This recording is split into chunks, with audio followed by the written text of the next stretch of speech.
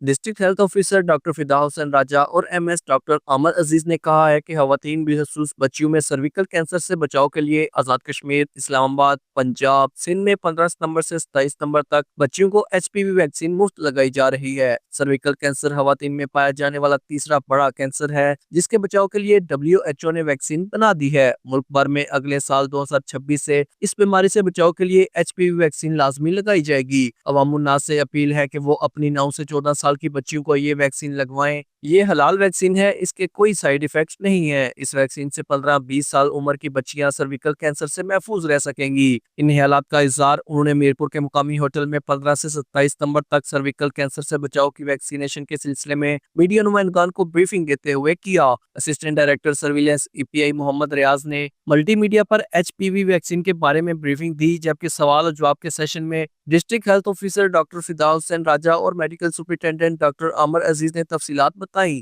اسامہ حضر، JK news, Mirpur, Azad Kashmir.